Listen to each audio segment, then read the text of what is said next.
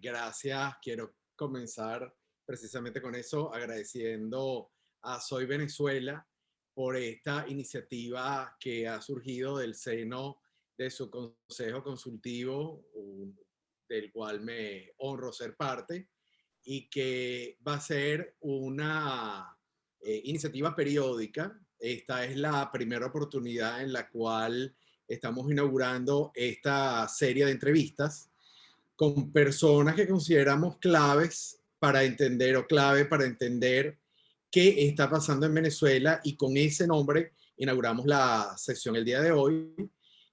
A título muy personal y antes de saludar a George, quiero pues agradecer muy especialmente a Teresa Albanes por todo el trabajo, el esfuerzo encomiable y cariñoso que le ha puesto a esta iniciativa y a Soy Venezuela en general.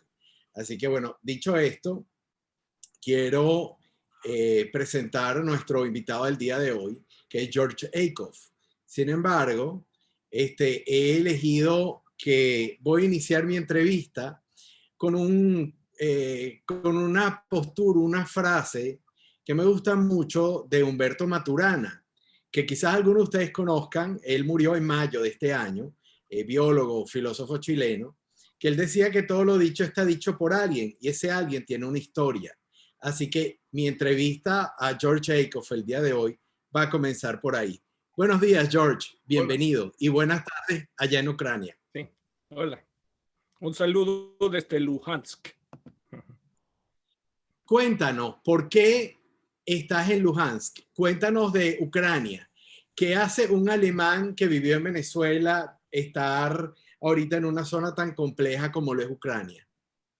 Soy analista político y la Organización para la Seguridad y Cooperación en Europa, OSCE, que es algo parecido que la OEA, es uno de los organismos multilaterales también del capítulo 7 de la Carta de las Naciones Unidas, ha mandado en el año 2014 una misión de paz, de monitoreo, y llevo un poquito más de 2 años en esta función de analista político en esta parte oriental de Ucrania, que se quiere separar de Ucrania para unirse cada vez más a Rusia. Así que creo que es uno de los lugares donde está pasando esta gran narrativa de nuestros tiempos, que también llega a Caracas, a Curiepe, que tiene 300 años este año,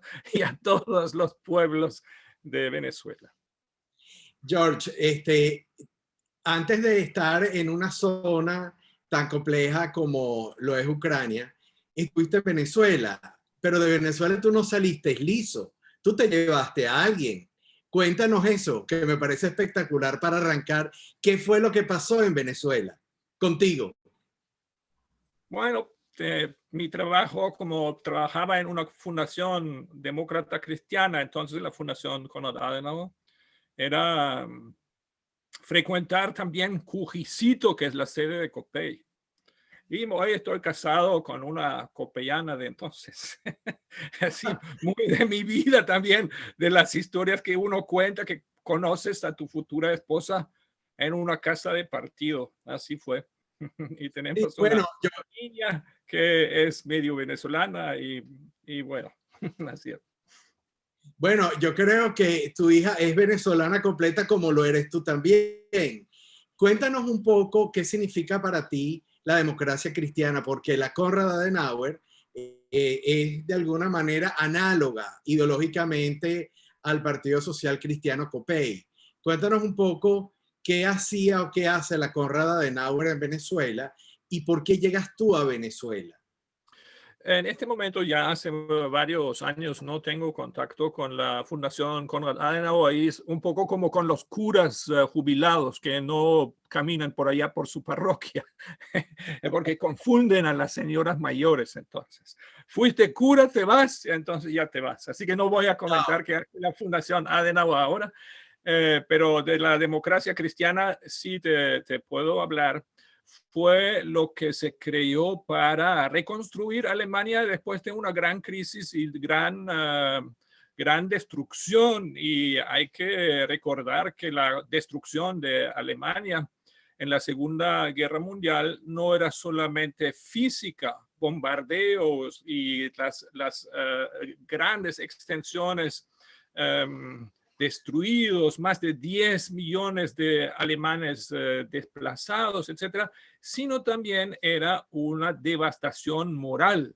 porque muchos alemanes tenían muy en su conciencia personal que habían participado en grandes crímenes o mínimo en una guerra muy, muy, muy violenta, muy cruenta. Y me tocó, por cierto, conocer a muchos hombres mayores que cargaban esto en su conciencia de haber matado gente. Y me tocó en algunas circunstancias de mi vida, cuando trabajaba, en lugar de hacer servicio militar, yo hacía un servicio en un asilo de ancianos, y era justo la época cuando los que habían vivido la guerra con más fuerza llegaban allí, y había algunos que me usaban como un cura, que me contaron historias de guerra. Recuerdo uno específicamente que me contó una instancia donde él había matado a otra persona a petición de esta otra persona. Y me preguntó, ¿lo hice bien? Así, esto como una cosa que también yo personalmente la vivo intensamente, como mi país destruyó a otros países, vio la destrucción, y cómo se sale de esto.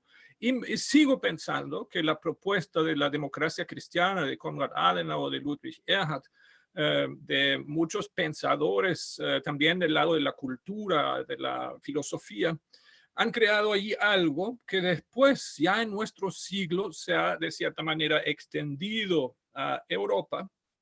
Y el Tratado de Lisboa, que es algo como la constitución de Europa,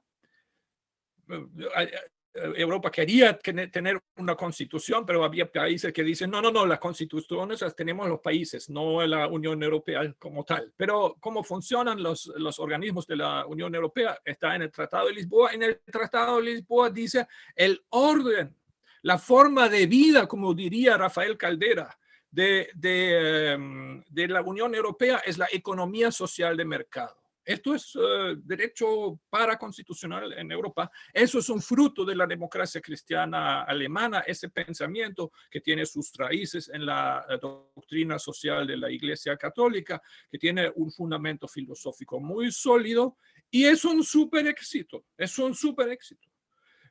Y muchos no lo aprecian. Ahora también, por muchas razones, la Unión Europea tiene sus grandes críticos, pero tenemos paz en Europa.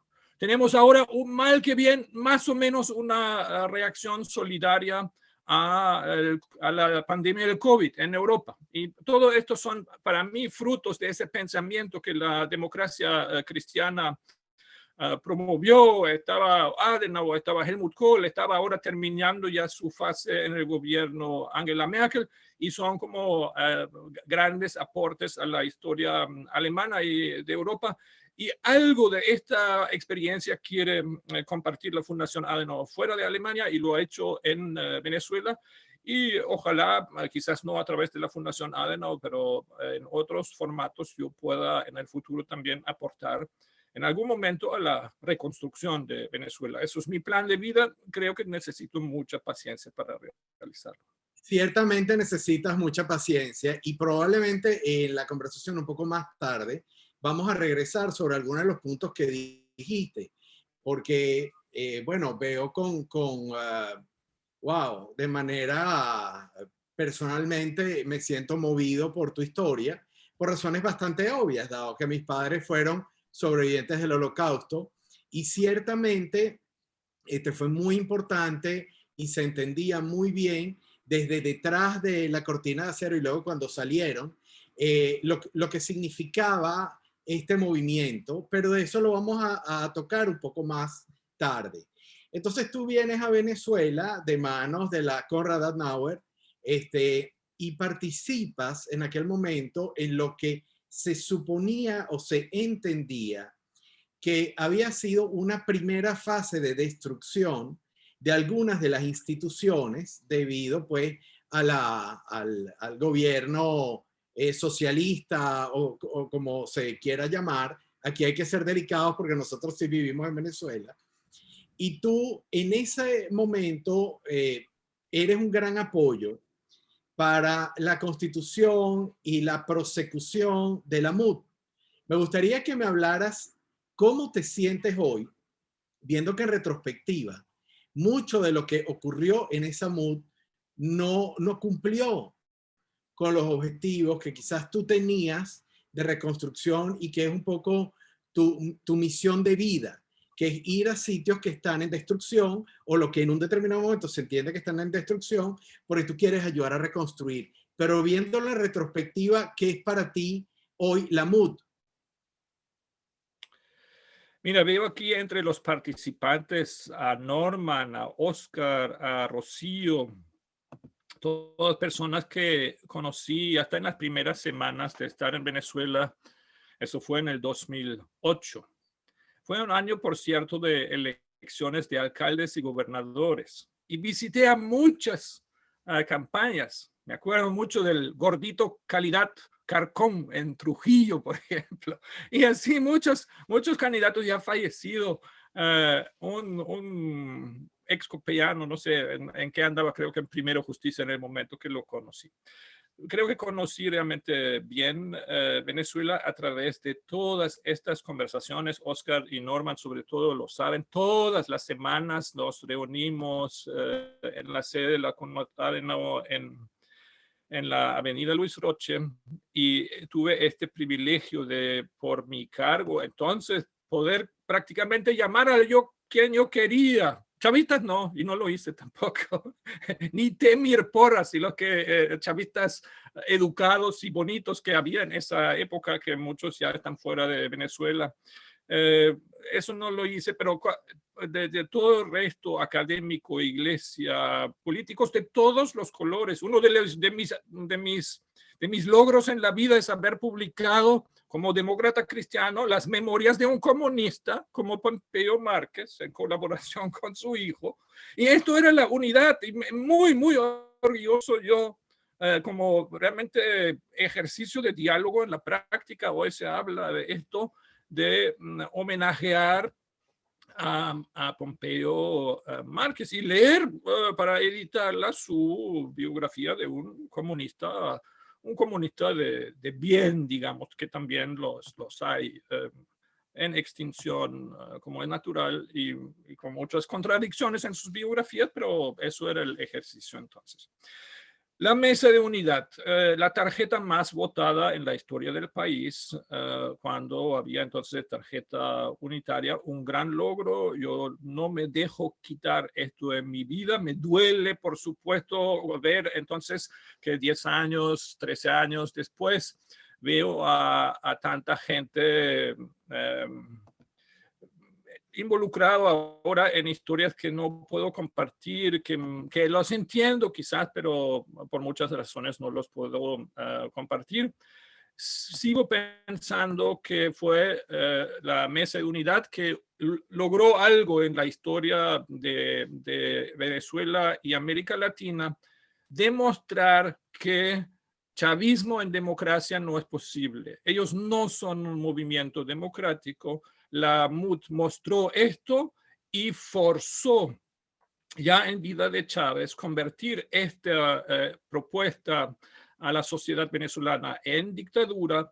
La dictadura se desintegró, ya no conoce la ley, es la tiranía de un grupo criminal y este empujar al chavismo a revelar lo que realmente es.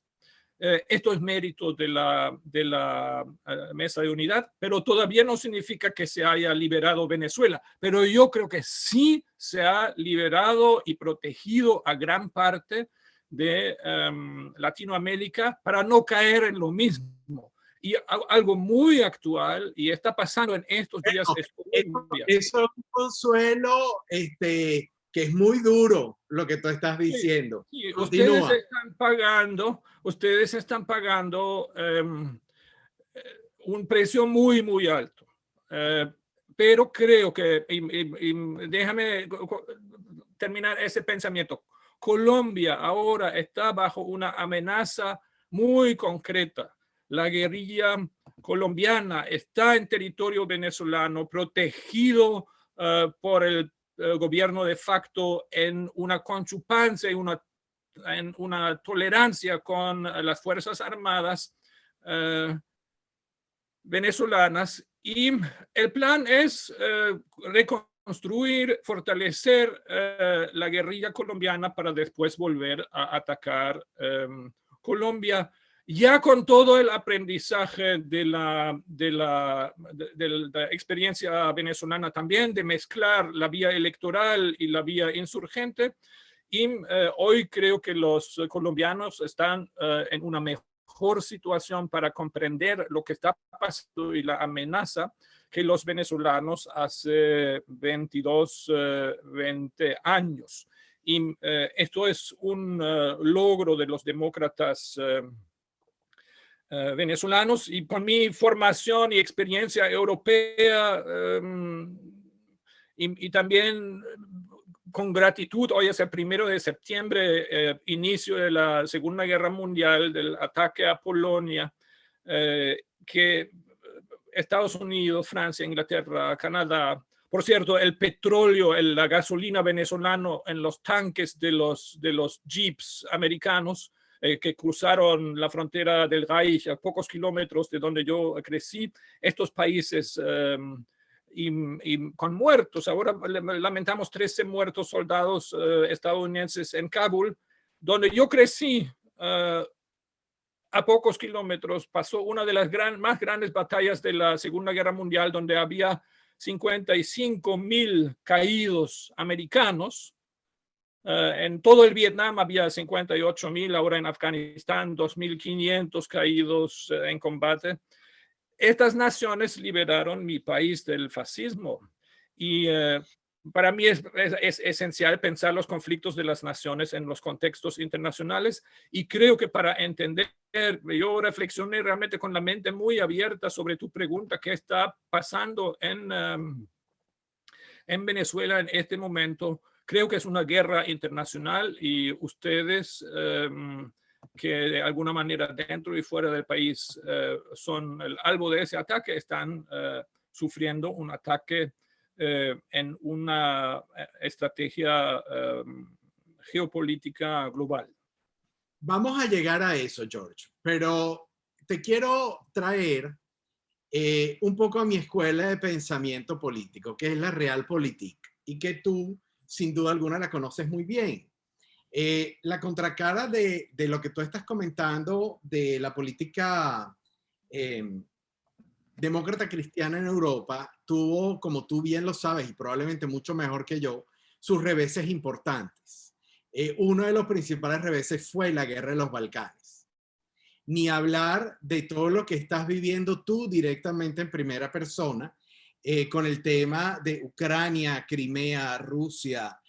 Claro que nosotros vamos a tocar el tema de Venezuela, pero dame 2 minutos porque quiero llegar y aterrizar en el tema venezolano desde una perspectiva que combine tu idealismo político con mi pragmatismo y pesimismo político para ver qué vamos a lograr un poco entre los dos. Entonces, a mí me gustaría tratar de entender cómo explicas tú, en el caso particular de Venezuela y de la MUD, donde realmente es verdad que fue la tarjeta más votada, es cierto, pero desde el punto de vista de la Realpolitik, eso no se transformó en un cambio del sistema político. De hecho, nosotros hemos ido viendo cómo al pasar de los lustros, de las décadas, esto está convirtiéndose en un sistema cada vez más enraizado, cada vez más se parece, digamos, a una parte de lo que se vivió en la Europa de los 70, donde realmente tú pensabas que nunca iba a terminar, porque se enraizaba, dominaba todas las instituciones, se convertía en un hegemón básicamente estable o de una, digamos, inestabilidad poco previsible para los años 70. Y entonces mi pregunta es, viendo esa perspectiva de la MUD como que fue un experimento que en tus palabras, y que hay una parte de mí que lo comparte, pero esa parte mía es pequeñita, Claro que tuvo algún tipo de éxito, pero no tuvo un éxito a largo plazo, tuvo un éxito coyuntural y tuvo un éxito electoral en un momento en el cual, si bien ya las instituciones no eran independientes en términos, digamos, de lo que uno comprende como Estado de Derecho, todavía había algún grado de independencia de poderes. Pero resulta que esa independencia de grados de poderes y esa tarjeta más votada no se tradujo en una disminución del autoritarismo, sino en exactamente lo contrario en términos pragmáticos. Ahí te devuelvo la pelota. Mira, yo soy historiador. A mí no me gusta ni ser realista ni ninguna teoría política, sino que hace un historiador. Busca qué son las evidencias y trata honestamente contar la historia que puede contar a base de sus evidencias. Qué sé yo, las cartas de Cicerón a Ático en tiempos de César. Estos dos amigos eran casi como el WhatsApp, se escribían más que una carta al día casi, y eran tan vanidosos que las guardaban. Y por eso podemos contar la historia de Cicerón, que es el individuo en la historia de quien más sabemos en el último siglo antes de Cristo, por esas cosas, por las evidencias. Yo tengo algunas evidencias por haberlo presenciado, y así puedo contar la historia. El resto que lo hagan gente que quieren defender o demostrar una teoría política. Yo no soy de estos. Yo soy más práctico, más inductivo. Yo parto de lo que vi, de lo que puedo encontrar en los documentos. Lo que yo vi, porque era el último mes que estuve en Venezuela, es que la victoria del abril 2013 no se cobró. Era un momento cuando estaba, por cierto, muy cercano a Roberto Picón también, y mi esposa, que se acaba de mencionar aquí, más todavía como integrante de su equipo de trabajo, y la victoria de Capriles sobre Maduro no se cobró. Fue un grito de alerta muy, muy fuerte para los chavistas, que en este momento sabían perfectamente que estaban en minoría, a pesar de la misión vivienda en pleno despegue, a pesar de la pena de la muerte del líder eterno y todo. Ellos, y curiosamente también son cosas de la vida, por caridad me tocó años después recibir en mi casa, por razones humanitarias, familiares, a un chavista que en el descalabro de Venezuela se había quedado sin nada, y conviví durante semanas en mi casa prestándole una cama con un chavista que trabajaba que había trabajado en PDVSA, y con bastante lujo de detalles me contó cómo PDVSA trabajaba para el fraude electoral. Y también me afirmó, sí, que él cree que Maduro no ganó en el 2013. Bueno, entre cervezas y así, a un nivel humano, que también a veces hay momentos así, aprendí esto. Y entonces se traduce este dominio chavista sobre el país ya en una dictadura brutal, y la descubren también sus patronos. 2013-2014 es un gran cambio en la política internacional. En el 2014, pero eso no venía de un día para otro, se ocupa Crimea, y Rusia desarrolla nuevos conceptos, cómo puede entrar en la política en Occidente, y bueno, hasta lo que vimos entonces recientemente, y ahora se oficializó allá en México, en las negociaciones en México, que Maduro tiene un patrón que es Rusia, un sponsor, un defensor, y es algo también novedoso e interesante, porque acuérdense, como ellos no conocen la alternancia en el poder, el equipo diplomático de Rusia en ese momento en el planeta es uno de los que más experiencia tienen. Quizás solamente los chinos a ese nivel de los miembros del Consejo de Seguridad con derecho a voto, de los miembros permanentes, solamente China tiene más continuidad en su política exterior, en sus equipos pero estoy seguro que trabajan también, por lo menos en el caso de Venezuela, de la mano con Rusia y desde luego con Cuba, que es como la sucursal con los conocimientos especiales caribeños de cómo se destruye una sociedad, cómo se usa las contradicciones que están en esta sociedad para destruirla, y creo que esto es el concepto de la guerra híbrida contra Venezuela, contra Colombia, contra Estados Unidos, de crear el máximo de desorden en Venezuela para en última instancia afectar a Estados Unidos. Esto es realmente donde creo que yo puedo aportar algo a la discusión venezolana en este momento, y por eso insisto allí, no repito los dolores de todo el mundo ahora que vemos en Twitter o donde sea este desmadre y esta tristeza. Y no, intento poner lo que estamos viendo todos en contexto, y el contexto que yo veo pero tiene muchas consecuencias también. ¿Qué esperamos de esas elecciones? ¿Qué esperamos de las negociaciones en México? ¿Qué está pasando en este momento? Esta dictadura venezolana, a diferencia de muchas otras dictaduras, no quiere construir nada en Venezuela. Está muy contento con la destrucción del país, porque su objetivo en la escuela cubana, ya patrocinada por Rusia, por China, es cómo podemos afectar a Estados Unidos. Y por ejemplo, el señor Arreaza, que lo echaron ahora de la Cancillería y lo colocaron en Industria, que es un ministerio que prácticamente no existe, lo primero que hace como ministro de Industria es tuitear cosas contra Estados Unidos. O sea, no quieren construir ninguna industria, sino por una bandera de Venezuela que estaba más arriba en los Juegos Paralímpicos que dos banderas de Estados Unidos.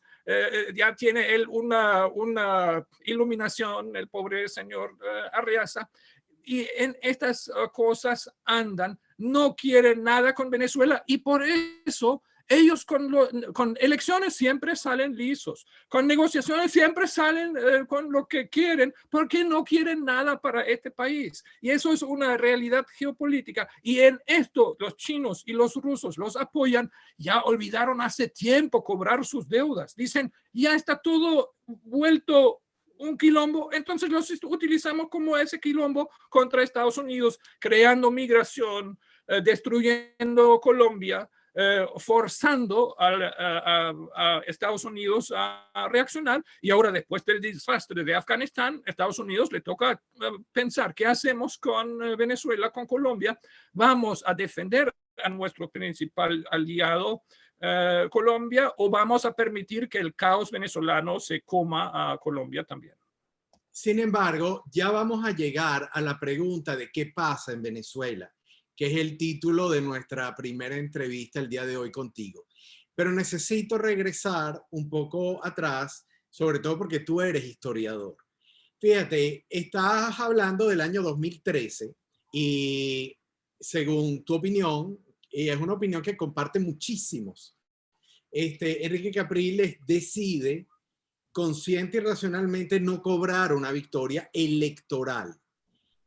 Y fallece el expresidente Chávez, fallece de alguna manera con todo eso, ese proyecto que se llamó la Mesa de la Unidad Democrática, y George Aikoff, más o menos en esa época, creo recordar o entender que sale de Venezuela.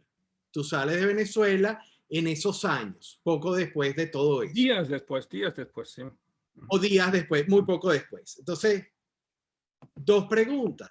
La primera, que me importa mucho por el tema de Humberto Maturana que mencioné al inicio. ¿Qué pasa contigo como persona? ¿En qué situación emocional, aparte del matrimonio que obviamente te puso muy feliz, sales de Venezuela con una parte de Venezuela acompañándote, por supuesto, en recuerdos, en persona, en vivencia, pero sales de Venezuela?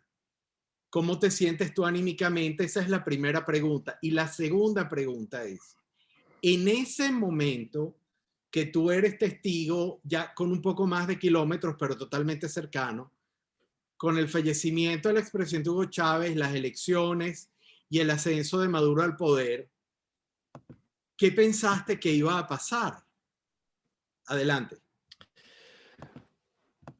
Bueno, esta salida de Venezuela en abril del 2013 obviamente me dejó con la sensación, con un trabajo no terminado, ¿no?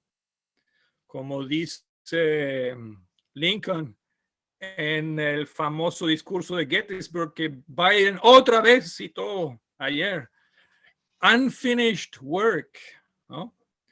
Dice Lincoln en Gettysburg, me hablaste como historiador, te respondo como historiador, que dice Lincoln en Gettysburg, inaugurando un cementerio de guerra, tenemos que continuar la guerra, tenemos que terminar la guerra, porque estos muertos aquí nos piden moralmente terminar esta guerra para que no sea en vano su última entrega, ¿no? Bueno, hay una expresión en inglés que Biden precisamente citó ayer, siempre cuando los gringos están muy, muy mal, citan a este discurso de Lincoln en Gettysburg y por eso lo cito yo, porque me sentí muy, muy mal y en algunos momentos mi esposa caraqueña peor. Después de un tiempo, entonces ya salí de la Fundación Adenauer y México nos acogió. En México nació nuestra hijita y México hoy es refugio de parte de mi familia ya refugiada de Venezuela. Y por eso entonces, con distintos momentos de intensidad, me conecté siempre con Venezuela. Estuve trabajando y leyendo y eventualmente, más o menos públicamente, intercambiando ideas con muchos venezolanos, como lo sigo haciendo ahora también. Y lo que aprendí después, sobre todo acá en Ucrania, es ver el conflicto de Venezuela en un contexto más grande y nuevamente como historiador, ves que soy terco y no te sigo el programa. No te preocupes, yo también lo soy. No hay ningún problema. Mi tesis doctoral es sobre la primera fase de la Guerra Civil Española y aprendí, sobre todo por lo que estudié yo mismo, la forma como Hitler ayudó a Franco, que Guerra Civil Española es un mal nombre para esta guerra. La gente más culta la llama la Guerra de España, como por cierto también en la misma época se llamaba en el pensar de gente analítica, Guerra de España. No Guerra Civil Española. ¿Por qué? Porque las potencias exteriores a España tenían mucho interés en esta guerra, que era como una prueba para experimentar. ¿Se acuerdan del famoso bombardeo de Guernica eternizado en la pintura de Picasso? Que fue un experimento de guerra de la aviación alemana. Y así estoy convencido que la guerra de Venezuela, sí, estoy trabajando en este concepto como historiador. Yo creo que estamos viviendo la guerra de Venezuela en estos momentos. Se está ensayando, sobre todo en guerra cibernética, pero también en el manejo de servicios secretos, una guerra híbrida. Se está manejando, por ejemplo, qué pasa si destruyes una nación petrolera, si le quitas de repente el petróleo a una nación tan dependiente del petróleo. Eso es un mega experimento político y de guerra. Eso estoy absolutamente seguro que los chinos, los rusos, los cubanos estudian todos los detalles y los estudian ahora en Venezuela para después aplicarlo a otras sociedades en el hemisferio occidental con la finalidad última, no de ocupar el territorio de Estados Unidos, pero sí de causar el máximo daño posible a la economía, a la política, a la sociedad, a la cultura,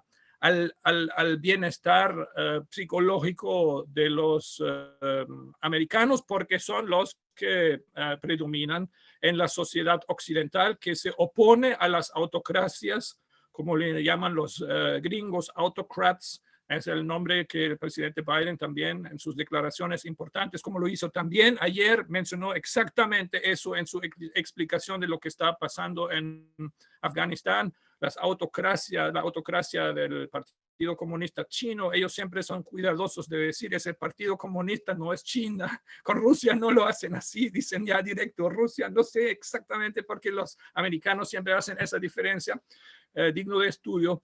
Estamos viviendo, ustedes están sufriendo esta guerra de Venezuela, que no es necesariamente y exclusivamente una guerra entre venezolanos, sino es una guerra que otros propician y quieren incentivar, y veo tanto las negociaciones en México como las elecciones del 21 de noviembre como episodios de esta guerra contra los venezolanos. Sí, bueno, justamente ya es hora de llegar al 1 de septiembre del año 2021, perdón, 2001, imagínate tú. Me traicionó el subconsciente. 1 de septiembre del 2021, y quiero hacerlo de manos de uno de los autores que tú, sin citarlo, lo estás citando maravillosamente, que es Samuel Huntington, que es El choque de las civilizaciones.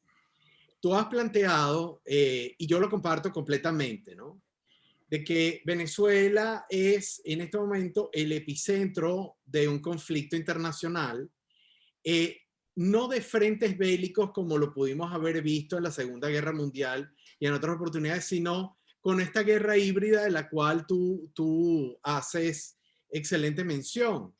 Pero quisiera agregar en tu cóctel para que me comentes que yo veo, además de Rusia, que es un imperio, siempre lo fue, veo a Turquía, por supuesto que veo a Irán y por supuesto que veo a China.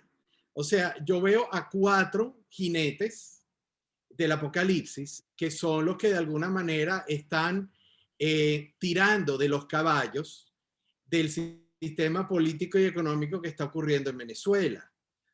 Esos 4 nombres que yo te acabo de mencionar han sido imperios, no han sido repúblicas. Entonces, ¿qué pasa en Venezuela en el año 2021? Adelante. Pero yo después sigo con mi terquedad. Bueno, ya ahora te lo respondo desde el otro lado, desde el lado venezolano. En todas las sociedades hay energías centrifugales, hay divisiones, hay contradicciones, y en parte el análisis marxista de ellos está bien hecho, ¿no?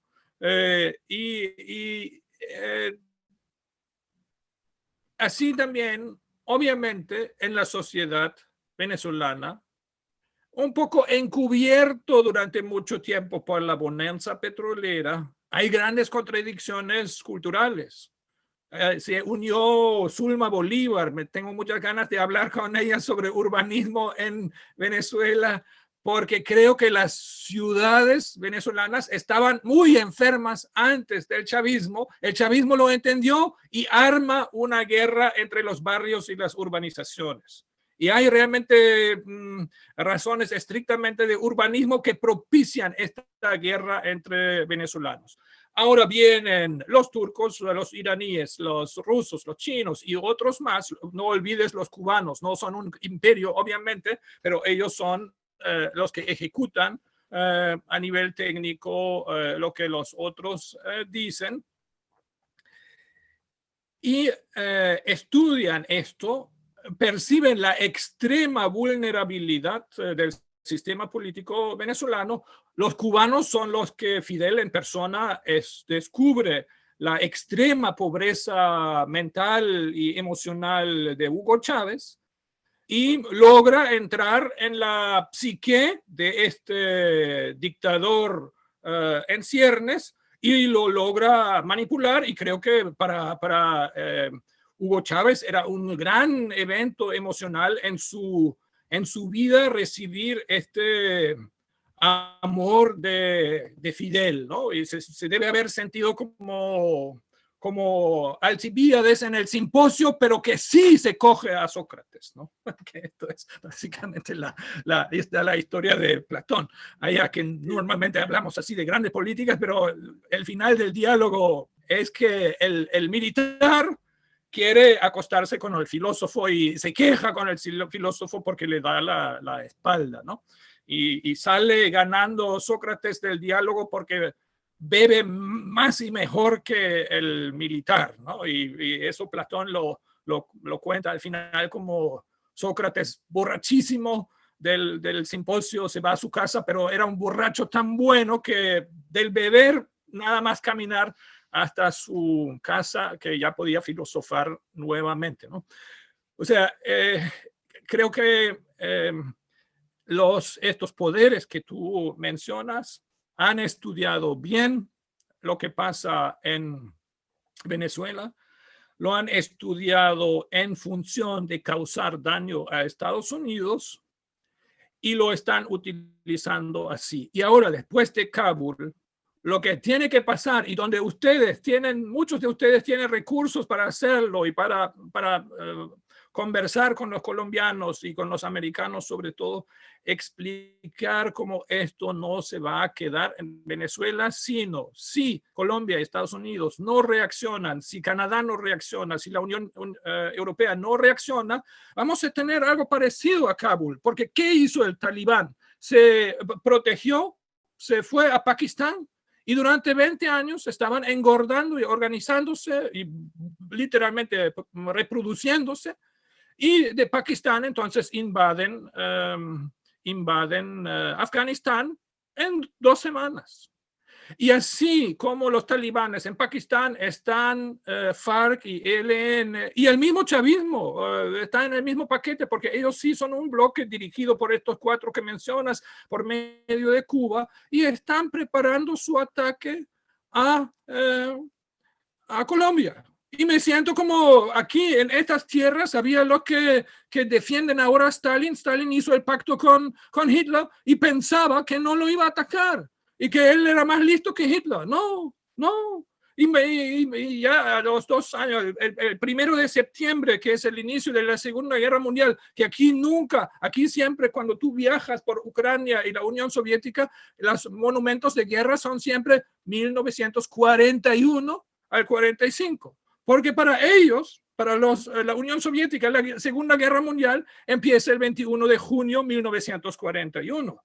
Y creo que hay un gran error allí. Y la guerra de Venezuela empezó, es una guerra contra Colombia y Estados Unidos, y sean más listos que Stalin, más atentos, porque esto no va a quedar allí. Y me siento como los que decían entonces, minoritarios, y Stalin no escuchaba a gente, los mandaba a un campo de concentración si le decían, oye, cuidado, ya con haber dicho eso ya podrías estar muerto. Y bueno, sufrió muchísimo el pueblo ucraniano y ruso por esa imprudencia ante una guerra que se estaba preparando y realmente empezó 20 meses antes del asalto a la Unión Soviética y un gran error no haberse preparado bien en esta guerra. Sí, fíjate, yo quiero anticipar un poco las próximas preguntas. Obviamente tengo que agarrarte el tema de Stalin y Hitler. No puedo no hacerlo. Antes de que en esta parte del planeta, incluso en ciertas partes de Europa, se conociera quién era el Stalin de 1941 y de 1945, había un Stalin en 1931. El Holodomor ocurrió donde tú estás. Es decir, que de alguna manera ese liderazgo ya se sabía. Lo que pasa es que quizás las comunicaciones no estaban tan afiladas como lo pueden estar en el siglo XXI, casi 100 años después. Pero ocurrió. Lo que me hace pensar, George, y no lo puedo evitar, es que cuando tú me hablas de que va a ocurrir cosas en el futuro con Colombia, yo pienso inmediatamente en Perú, pienso en Ecuador, pienso en Argentina, pienso en Brasil. Entonces yo me pregunto que si no estamos viviendo alguna suerte de paralelismo, donde están pasando cosas, ya han pasado cosas, pero de alguna manera un poco de la prepotencia intelectual de Estados Unidos con respecto a cómo entiende a América Latina, no ha hecho que se tomaran las acciones que se debieron haber tomado hace tiempo. Y no me refiero a acciones de naturaleza bélica o militar, sino de relaciones internacionales. Entonces, me cabe preguntarte, Venezuela, ¿piensas tú que es la Ucrania de qué año? ¿31? ¿Es la Europa de 1939? ¿Es la de 1941? Pero estoy seguro que no es la de 1945. ¿Dónde está Venezuela hoy, en tu opinión, con respecto a esto? Citas el Holodomor, donde hasta hoy los historiadores discuten cuántos millones de ucranianos murieron, y no solamente ucranianos, también rusos, porque eso era una política soviética contra el campo y contra sociedades tradicionales no afectos al comunismo, no afectos al partido, y entonces se quería debilitar estas repúblicas dentro de la Unión Soviética, o sea, era una guerra contra la propia población para conformar una población agradable al gobierno del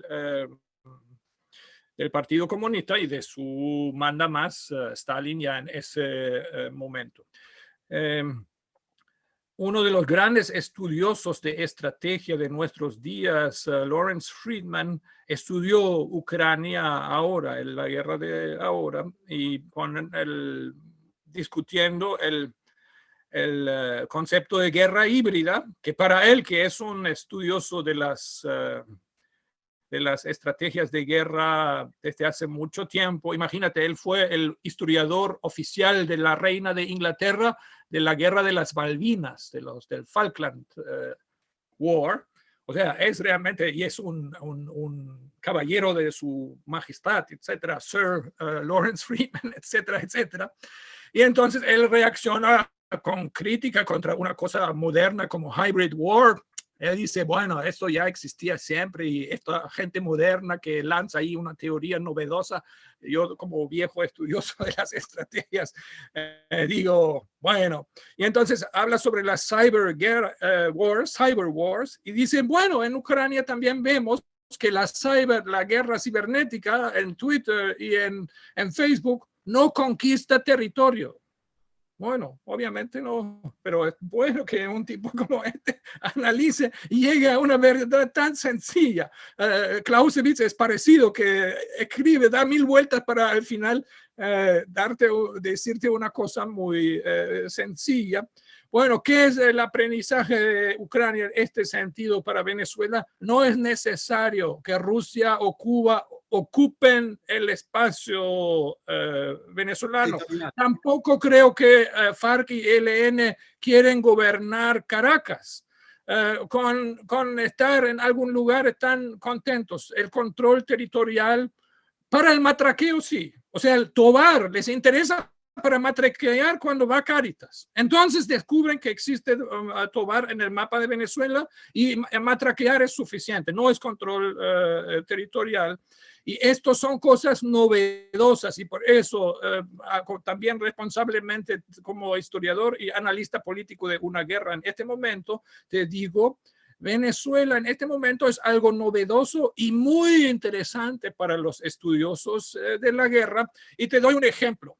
Ayer intenté seguir con atención las declaraciones de Freddy Guevara. Creo que hoy se arrepiente porque ha dado unas explicaciones ingenuas, abriendo su corazón, contando un viaje espiritual que ha hecho en prisión, y sale a una conferencia de prensa, se expone y lo descuartizan los mecanismos de esa guerra híbrida.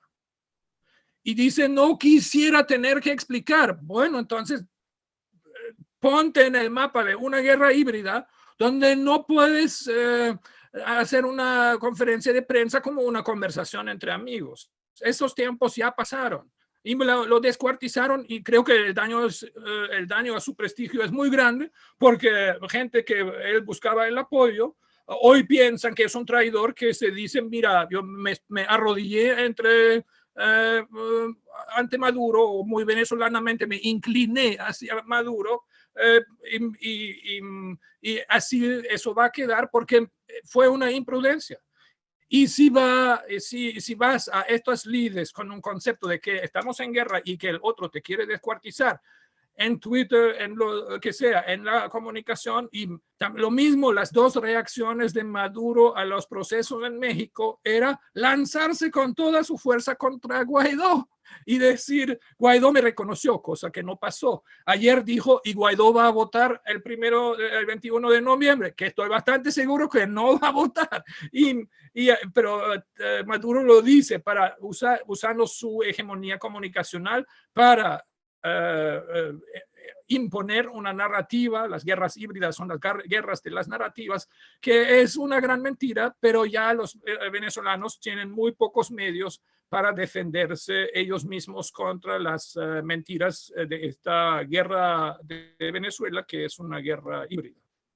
Fíjate, justamente hacia ahí tengo que ir, y lamentablemente por tu petición, porque si por mí fuera, esta conversación duraría mucho más. Tenemos que ir encaminándonos hacia el cierre. El cierre tiene que ver con que primero, yo normalmente un entrevistador no da opiniones personales, pero como esto es una conversación sí lo voy a hacer. Comparto completamente lo que tú dijiste. Normalmente la inocencia y las posiciones, digamos, místico-espirituales en política suelen ser acribilladas, por más que sean valiosas a título personal, ¿no? Y definitivamente no es una manera de hacer política y no es una forma de entender la dinámica política de lo que ocurre. En ese sentido que tú acabas de mencionar, donde terminaste siendo realista político, cosa que te agradezco, tengo que plantearte que hay dos cosas que ocurren a la vez. Un diálogo, eso va entre comillas, lo de diálogo o negociación, que también va entre comillas, en México, que arranca ahora otra vez en 3 días, con un mediador, que no sé si es mediador como Noruega, en un país que obviamente no puede ser neutral con el gobierno de López Obrador como es México. Y por otro lado tenemos las elecciones que tú mencionas del 21 de noviembre. Entonces, usando un poco a Maquiavelo, ¿qué podemos esperar de esa Venezuela? No qué pasa en Venezuela, que creo que lo has dejado muy claro y muy bien. ¿Qué va a pasar en esta Venezuela de corto plazo? Bueno, para las negociaciones en México, que son infinitamente más importantes que las elecciones del 21 de noviembre, creo que el foco debe estar en México y no en esa cosa que utilizan. ¿Se acuerdan que hay 4 gobernadores adecos en ese momento? ¿Dónde están? Claro. O sea, se van a reelegir o perder 1, 2, 3 o 4 de estas gobernaciones. Después de las declaraciones tan convincentes de ayer, creo que Acción Democrática tiene todas las chances. Y por maldad de Maduro, vamos a quitarle cuántos. La cuestión para Maduro es cuántas gobernaciones le vamos a quitar a Acción Democrática. O sea, pero lo otro es, ya Maduro ya anticipó la Navidad a octubre para esta fiesta electoral, para endulzarla un poquito. Eso es básicamente un llamado a los enchufados que se tienen que bajar de la mula y contribuir a la campaña. Eso era la anticipación. Y cuando llegue la Navidad, en el calendario cristiano, ya todo el mundo habrá olvidado las elecciones del 21 de noviembre y los que más lo quieren que se olvide son los que ganaron. Porque nadie puede ofrecer nada después en este caos total. Y como estos gobernadores adecos de este momento que salvaron Venezuela, como todos sabemos y vemos, estos van a estar calladitos para que nadie se acuerde que existen y les pida algo. Agua, luz, una calle limpia o algo así. Así que olvídense de estas elecciones, es un ruido y el chavismo tampoco le va a dar mucha importancia. Eso lo quieren y lo usan para aparentar ser un país civilizado en México, donde quieren algo que sí es importante. Ya me dice mi teléfono que tengo otra cosa que hacer, pero no es tan urgente. Ahora quieren aparentar ser un país civilizado con algo de democracia y que en el sistema como era con las FARC y ELN, que Noruega lava la cara a la dictadura y la pinta ante las agencias de noticias. También en esta guerra híbrida, si ustedes están atentos, las agencias de noticias siempre son los que caen las más grandes mentiras, ¿no? El País de España y después F, que también es gobierno español, y así y otras agencias, y hasta Bloomberg cae en cualquier cosa. Y la idea es utilizar estas negociaciones y con esta decoración de las elecciones para acceder al oro en Inglaterra, a Citco, a monómeros y a las opciones de crédito del sistema bancario internacional. O sea, lo que China y Rusia, Irán, Turquía quieren es ayudar a Maduro a ya completar el robo a los venezolanos y hacerse con estos activos. Y hay una persona que está entre este grupo de asaltantes de banco, al cual ahora se unió la tarjeta de la unidad, por las decisiones políticas de Estados Unidos, maquiavélicas, realpolitik, lo que quieras, han dicho, no, mira, el presidente de Venezuela es el señor Guaidó, y mientras por lo menos persiste la duda, ¿quién lo es? El oro no se mueve, Citco no se mueve, monómeros, así todo sigue igualito, y BDI y Banco Mundial no van a tratar a la dictadura de Maduro como si fuera un país civilizado, y todo el show de México es para esto. Y estos países como México, España, tienen la experiencia de que por los canales de la corrupción les llega una parte del botín, son muy entusiastas para ayudar a Maduro, Capriles, Stalin González y los otros infiltrados en la delegación que supuestamente representa Venezuela ahí frente a la dictadura, para este asalto al Banco de Inglaterra, como lo digo, utilizando una figura de lenguaje de pars pro toto, porque es más que quieren robar no solamente el oro del Banco de Inglaterra, pero lo que se está organizando en México es un asalto, un atraco a los venezolanos, y vale la pena prestar atención allí, informarse, como ustedes tienen todas las herramientas para informarse de este fondo de las negociaciones, donde elecciones de alcaldes y gobernadores son lo de menos. Se trata de robar a los venezolanos lo último que les queda allí fuera. Y ustedes saben, si das a un gobierno de facto chavista $1.000 millones, desaparecen en un solo día. Sí, bueno, yo creo que queda claro, pero yo quiero terminar mis preguntas porque quiero darle chance a Carlos Julio que haga las preguntas de quienes nos han estado acompañando, que son muy interesantes, pero prefiero que esas las haga él. Yo te quiero parametrizar mi último planteamiento. No sé si es una pregunta o es un planteamiento, pero me voy a ir del hecho de hablar de las élites a hablar de la sociedad civil. La sociedad civil venezolana está completamente huérfana. Gravísimos problemas en el esquema de vacunación.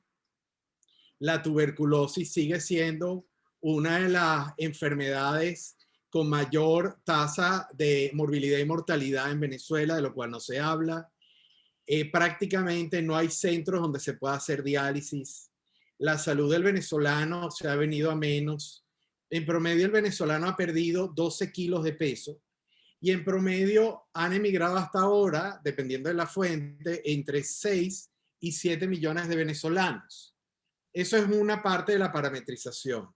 La otra parte de la parametrización es que quizás estoy equivocado y te pido por favor que me corrijas. Pero en mi modesto saber y entender en ese tema, Estados Unidos perdió la guerra en Afganistán. Perdió una guerra de 20 años. Está alguien que no tiene la talla de Lincoln, tratando de emular un discurso que le queda muy grande, con todo, y lo digo con muchísimo respeto. ¿Cuándo termina esta Segunda Guerra Mundial, o esta guerra en Venezuela, o esta guerra híbrida? ¿Y en qué condiciones queda el país? ¿Cómo se reconstruye una situación de una devastación de la magnitud de la cual estoy intentando pálidamente describirte? Te pido que seas breve para que Carlos Julio luego haga sus preguntas del público. Sí. Las guerras híbridas no tienen un comienzo preciso y tampoco un final preciso. Y la distopía relacionada con esto es que nunca termina. Y que siempre hay que vivir de cierta manera con esto. Rusia va en picada. En las próximas décadas, Rusia tendrá un 2% del PIB mundial.